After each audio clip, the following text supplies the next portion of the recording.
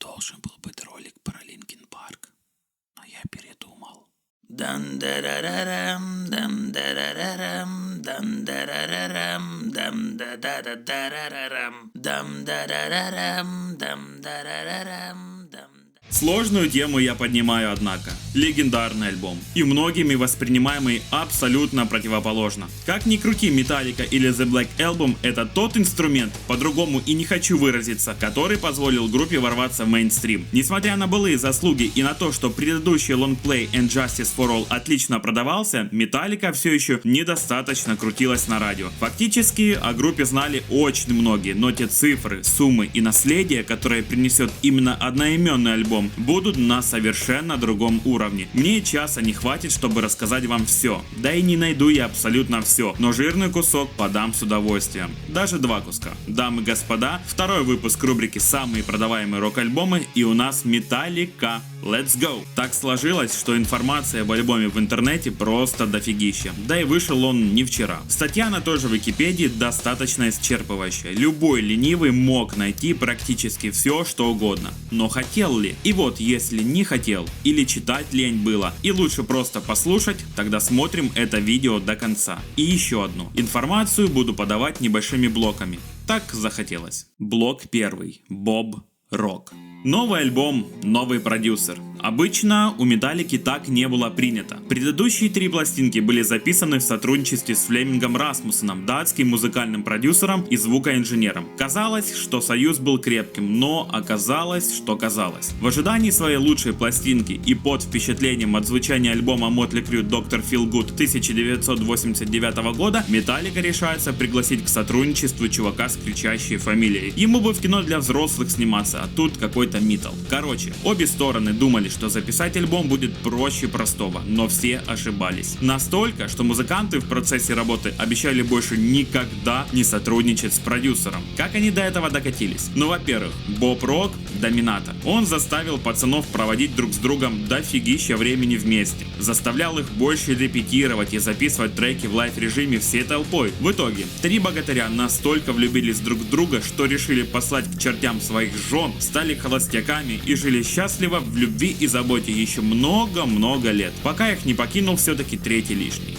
Помимо ранее названных нововведений, Боб Рок твердил, что музыканты играют в очень быстром темпе. Тише едешь, дальше будешь. Соответственно, откроешь и реализуешь больше идей. И действительно, композиции на пластинке стали не только короче, но и медленнее. Пару слов по поводу продолжительности песен. По словам самих музыкантов, обрезание было вынужденным и желанным. Мол, и сами музыканты очень уставали из-за исполнения треков длиной 8-10 минут, и сами поклонники на концертах выглядели измотанными от такой колбасни. Странно. Едем дальше. Рок, который Боб топил за Holier Than Thou в качестве первого сингла. То есть не за Enter Sandman, но вы понимаете. В тот раз уже музыкантам, а точнее Ларсу, пришлось демонстрировать размер своих шаров и отказаться от заманчивого предложения. Говорят, что все из-за Кирка и его ранимой натуры. Ну ладно, это была шутка. Главным синглом, конечно же, стал Enter Sandman. Изначально в песне пелось о младенце, загадочно умирающем в кроватке, но поскольку это должен был быть их главный сингл, Боб Рок попросил Джеймса Хэтфилда немного смягчить текст. В итоге Хэтфилд отредачил лирику, и мы до сих пор каждый день переслушиваем этот хит. Но могло ли случиться лучше? Вопрос остается открытым. Боб Рок в какой-то момент настолько надоел музыкантам, что они решили разыграть его и в знак поддержки и взаимной любви обклеили стены студии фотками голых мужиков в полной боевой готовности. Это настолько сработало, что Боб Рок остался работать с группой еще на много лет. Интересно, кто же там был на фото? Помимо всей названной веселухи, Рок успел вместе со своим сыном записать знаменитые строки из молитвы Now I lay me down to sleep, научить гитаристов детюнить гитары, музыканты должны понять, о чем я говорю. Папку Хэта он научил петь по-настоящему, включив ему записи Криса Айзека, а Ларса называл настоящим лидером группы и призывал сплотиться вокруг лучшего барабанщика всех времен. Что из этого было правдой? Да, наверное, все было правдой, особенно про настройку гитар. На самом деле, неважно, nothing else matters, как говорится. Кроме того, Боб Рок очередной раз вписал свое имя в историю рок, или даже, уместнее сказать, метал-музыки, и сделал это чертовски красиво. Блок 2. Nothing else matters. Уважаемые, ну за что мы любим Джеймса Хэтфилда? За идеи как таковые и их реализацию, за мастерство игры на гитаре и композиторский талант, за умение держаться на плаву и быть актуальным десятилетиями, за крутые татухи и усы, за узнаваемый вокал, за то, что Мастейну поддался в конце концов. Да-да-да, вот за это все мы его и любим. За Nothing Else Matters в конце концов. Сильнее один. Подумал папка Хэт и решил не звать на вечеринку своего бравого товарища Хэммета. Получилось лучше, чем могло. Это была личная песня Хэтфилда, которую он не хотел демонстрировать коллегам, но пришлось. В 1990 году в домашней студии Ларса Ульриха была записана демо-версия композиции, и Ларс настоял на том, чтобы песня была включена в альбом. У Хэта отлегло, у Ларса прилегло, а у фанатов то ли подгорело, то ли погасло. Несмотря на композицию с учетом 30-летнего опыта, можно сказать с уверенностью, что игра стоила свеч. Даже завсегдатые любители попсы, как минимум, знают 3 заветных слова, ведь неоднократно танцевали под нее на местных дискотеках. Хэтфилд сочинил то, что в будущем станет хитом, буквально одной правой. В тот момент он просто разговаривал по телефону с любимой девушкой и, как многие увлеченные талантливые гитаристы, свободной рукой перебирал по струнам гитары. Он скучал по ней, но в то же время радовался, что где-то далеко его кто-то ждет. Он чувствовал, что все остальное не так уж и важно. Видимо, его чувства нашли отражение в музыке, которую он наигрывал. Вот так неожиданно и романтично родилась мелодия, которую мы знаем и любим. Ее знают и любят люди разного возраста и социального положения, вне зависимости от их отношения к тяжелой музыке в целом. Если что, я процитировал ребят сайта musicfacts.ru. Ссылку на них оставил в описании. Просто понравилась формулировка. На Nothing Else Matters было написано более 40 кавер-версий. Ставлю на паузу и помолчу, чтобы вы могли разобраться, у кого можно найти один из каверов.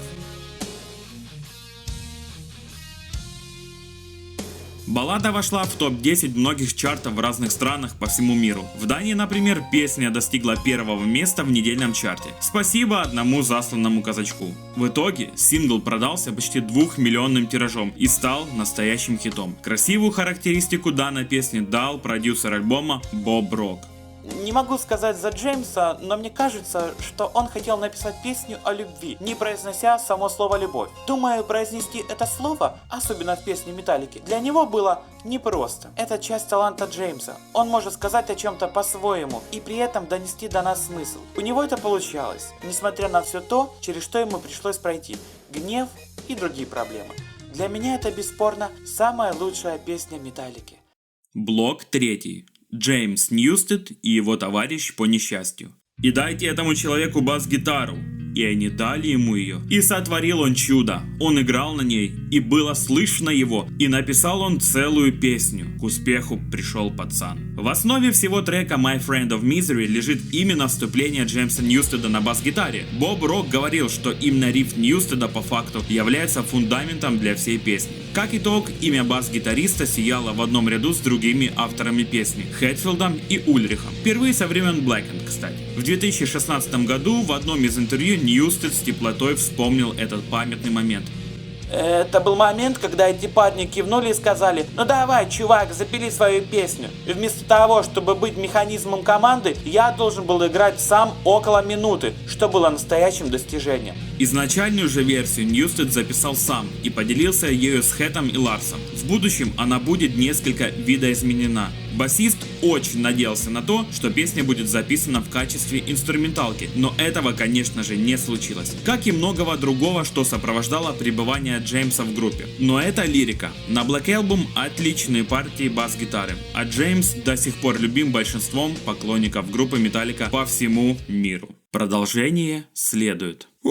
На сегодня хватит. Хронометраж почти превышен. Но и всем любимый формат шортс под это видео, увы, не подходит никак. Во второй части видео ждите много-много цитат от участников записи, статистику по продажам и еще кое-что. То, что я еще не придумал, но обязательно придумаю. С вас лайк, подписка и комментарий. А с меня больше Металлики в будущем. Всем огромное спасибо за просмотр и до скорой встречи у меня на канале.